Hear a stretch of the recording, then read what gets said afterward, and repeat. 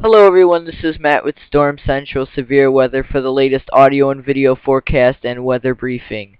We will be doing today, June 27th, 2011, 6:30 Central Daylight Time. We will be working on hurricanes and severe thunderstorms. Once again, today's June 27th. Alright, we're going to be starting off with Storm Predictions Outlook for tonight. This has been changed almost dramatically from earlier here, as we had quite a risk area over portions of Illinois, Indiana, and Ohio and Michigan today, but has dropped off considerably onto just portions of Wisconsin, Missouri, southern Illinois, Kentucky, and Tennessee, and portions of the Carolinas. Also near Myrtle Beach area here with slight risk. Looking at the tornado threats, they're not all that high. We were predicting earlier, but nothing really got going, as there was a low-level cap in place, and there wasn't enough convergence to start these storms off and going. Plus, with them showers and thunderstorms with that bow line echo that raced across portions of Nebraska, Iowa, that brought rain into Illinois and Indiana today, left the area very stable atmosphere and left into the morning hours, which that was a very big thing to decrease the showers and thunderstorm development, as the area was very stable. Alright, now we're going to look at the wind threat. It's not all that high either, 15%. I have not seen one storm report come out of Wisconsin today, or in the past couple hours also. That none of those storms, I don't believe, have gone severe with that little line trying to form and start. We're looking at some pea-sized hail and some gusty winds for portions of Wisconsin. That line's going through central Wisconsin now into northern Wisconsin, and should be off to Lake Michigan in the next couple hours. What's in store for portions of northern and central Wisconsin? Just a shower or thunderstorm development, not really that big overnight. Looking at the hail threat, we're looking at some good 15% chance hail in St. Louis areas, Missouri, Kentucky, and also near Lubbock, Texas here, with a 15% chance of hail, and we have not seen many damage reports coming out for today. Looking at the Day 2 outlook, once again, we're not seeing a huge threat for severe thunderstorms, which that is a great thing, as it's been quite active over the center of the country for quite a while into the Great Plains. Looking at the probabilistics here, we're looking also at 15%, not that huge of a chance. 15% mostly for Colorado or areas just for hail. Looks to be the biggest threat as always. And then we're also looking at a slight risk for severe storms in portions of Mississippi and Arkansas. Timing for this tomorrow afternoon into evening looks to be the biggest threat, from about 3 o'clock to 7 o'clock for all these areas, and then into the nighttime for portions of Georgia. But looks during the day into evening hours for portions of Colorado, into Nebraska and Kansas. Excuse me. Alright, we also have another slight risk. This is just for Montana. This probably will be extended a little bit south, as I have thought in the recent, but overall we have a quiet pattern shaping up for the next couple of days here. Not huge severe weather outbreaks, not widespread outlooks for severe storms, which is quite a good thing. We do need a break over a lot of the areas to clean up after some of the damage. I've gotten reports out of someone from my area, Illinois, where we've had so much damage with trees that have just, the tree care service has just been overwhelmed with the reports of coming in of tree damage and tree damage. They've been working their tails off here. We're also looking at a 15% chance there. These will probably be upgraded a little just to include portions of Wyoming and maybe north and south Nebraska, but this is not looking at a huge widespread outbreak for this area on, that would be Wednesday, excuse me. Looking at the reports, like I stated earlier, I did not see many reports coming in. We've had some damaging winds up near Myrtle Beach area, South Carolina, and that area. Also some damage reports coming in from Minnesota and also in Kentucky areas.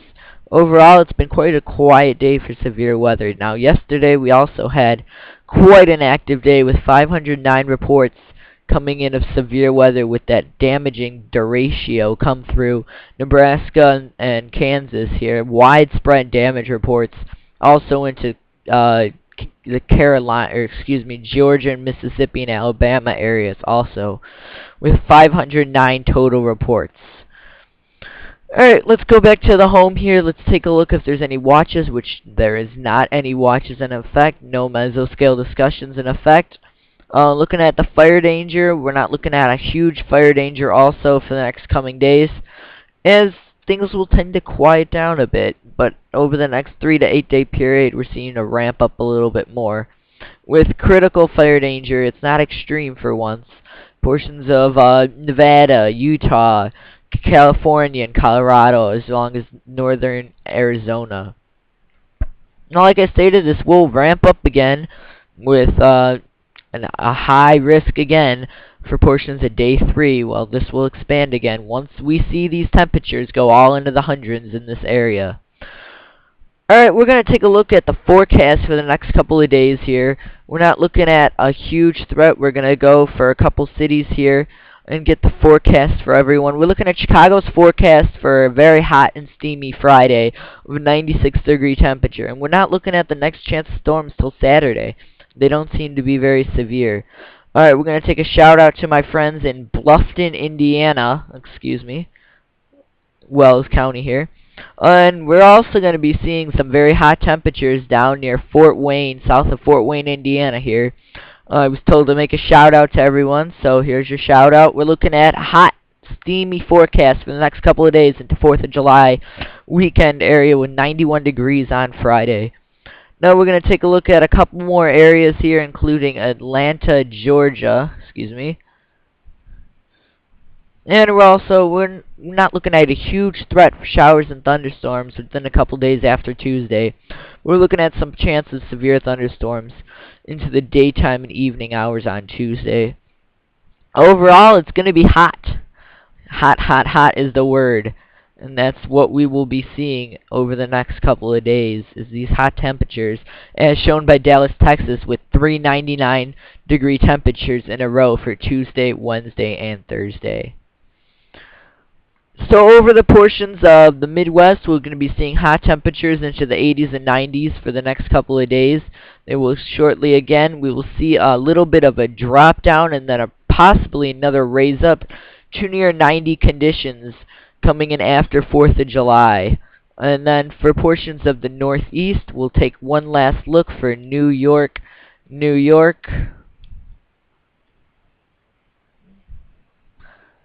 looking at pretty warm temperature with 84 degrees for Friday, but your hot spell will not come till later on with a high around 86 for Sunday. Alright, we're going to switch gears to the hurricane outlook for today. And let's go to the, one second here, radar real quick here, and let's put it in image real quick here, just to show these line of severe, or isolated severe storms trying to build back now. I don't think that will happen into Chicago here, but that is the cold front which is marching eastward, not putting down some more severe thunderstorms as we speak now. Let's go into one last check here into Florida areas, into Georgia and South Carolina. They've just been drenched with heavy rain as we've looking at this. Lots of heavy rain coming into these areas, which Florida does need the heavy rain into the Everglades, but not flooding. Alright, now we'll switch on to hurricane here. Alright, we're looking at, let's go to the Caribbean and water temperatures here.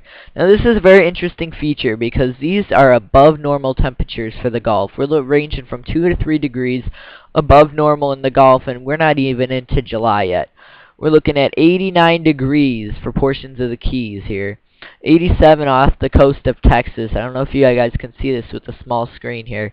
Let's bring up the 84 degrees. This was taken just this morning here. 87 degrees. And over here where you look in the Bahamas, 83 degrees area, 83. And very just warm temperatures here with an 82 degrees off the coast of Africa here. That's where you look for the Cape Verde storms to form. So the moisture and temperature is there for hurricane. Now let's see if it's favorable for hurricane storms. This is the Gulf outlook here. We're looking at some storms, showers and thunderstorms over by Puerto Rico, portions of also by the Bahamas area, the islands here, the Leeward Islands here. We're looking at some showers and thunderstorm activity for Haiti and the Dominican Republic coming into that area. Now, is any of this favorable? Yes, it is favorable for some thunderstorms. We have some thunderstorms for Honduras area here into Mexico. Looking at some slight to moderate chance for development also by the Mexican Peninsula in Mexico here. Over by, I do not think this will be forming, but if it were, it would go straight into Texas. This would be coming straight into Texas, and some models wanted to bring it into the Gulf, but I do not see that happening. Alright, now we're going to go to the whole tropical Atlantic here. Now this is the view worldwide here, or Atlantic-wide to speak. Showers and thunderstorm pop-up activity like I shown on the radar in the Everglades for Florida. We're looking at some on the Keys, some showers and thunderstorms here, just cloudiness mostly. For Cuba, we're seeing some showers and thunderstorm activity, portions of western Cuba area, Guantanamo Bay over here. We're looking at some showers and thunderstorm activity, but not too big anything areas for development here. We have a huge dry air mass put in place over Texas, which is prohibiting some development here, which that's why I do not see this storm coming in to the Gulf, which will be pushed just east or west into Mexico areas here if this were to develop anything. Looking at anything over by the islands over here, we're not seeing any favorable development with some dry air. Near Panama here, we're looking at some showers and thunderstorms. Over into the Bahamas area, looking at some showers and thunderstorms, but nothing in this area is looking to develop anytime soon, within the next 24 hours. Looking into the Gulf again, this is the visible satellite. Not much. Showers and thunderstorms starting to die out because it's getting nighttime. Into these areas, it will be sun's going down. That's why this satellite is fading out, but nothing that is showing development with a moderate chance, aside from this moderate chance in the Mexico areas. Ready to take a look at that. Now this is one more closer look into portions of Puerto Rico with the showers and thunderstorm activity. Looking at over on the other side into Mexico areas, we're not seeing anything favorable like Adrian here that formed. Nothing not that big to be worrying about also over here if you're going to be traveling into Mexico areas. Now this is what we tend to watch for. This is off the coast of Africa here. Cape Verde is located in these 3-4 little islands over here off the coast into Africa, and these storms come charging on eastward off, and this is where Andrew formed off the coast here. This is where we'd be looking for storms like this to be forming here. Now I wanted to look into this one storm here that just came, or just about ready to come off. Here, let's take a look at it. Come on. Alright, let's start it up again here. No.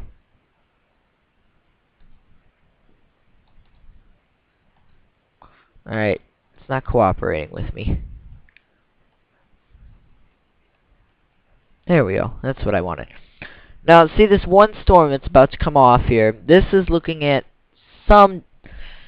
I could see this developing. We have enough moisture in place for the storm here, and this will be coming off African coast in the next day, and past Cape Verde in the next day and a half areas here. Now this could show some signs of development, but we'll have to keep an eye on that within a couple days.